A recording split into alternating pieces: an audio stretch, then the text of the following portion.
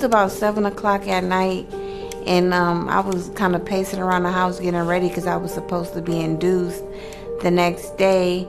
I kept laying down, but every time I laid down, I was getting shortness of breath. So I got up, me and my brother, and we drove over to Trinity, and all I remember was telling them that I was 40 weeks pregnant and that I couldn't breathe.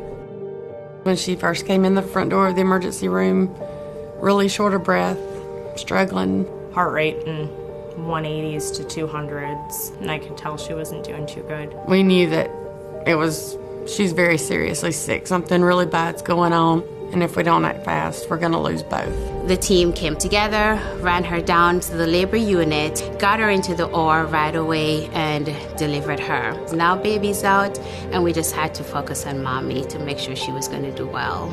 It was her first baby, and we were gonna do anything we needed to do to make sure that she was a part of that baby's life.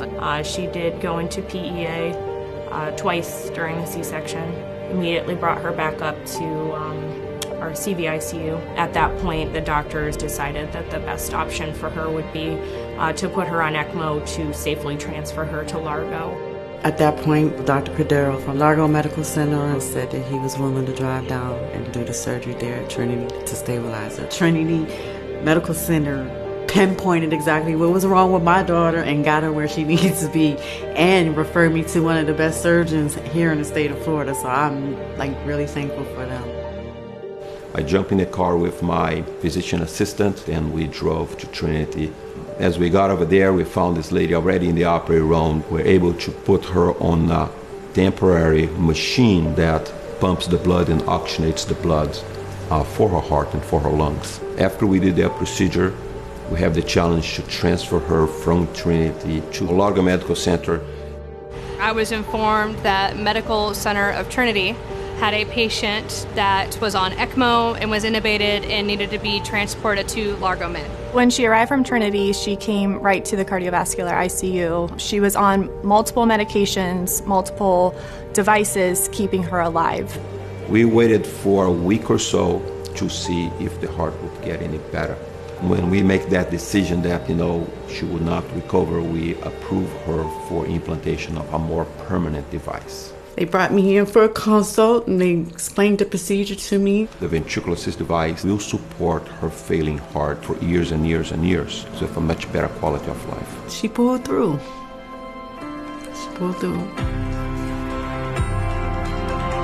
After she came out of the OR with her LVAD, everything was looking great. We actually got to work with the therapist to get her right arm stronger, and she got to actually hold her baby for the first time. And that was all she wanted to do. She just wanted to hold the baby. The baby was so good for her. Whenever she was in our arms, it was like the baby never cried. She was just right where she needed to be. It's wonderful that she is here and can be with her baby and watch her grow up and be a mom. They went above and beyond to meet my needs medically, mentally, physically. Anything that they could do to make me feel better, they did it. They went above and beyond. They saved her life. They did. It was like a conjoined effort from every single specialty, from the emergency room to cardiology to OB to pediatrics, everybody working together to save a life.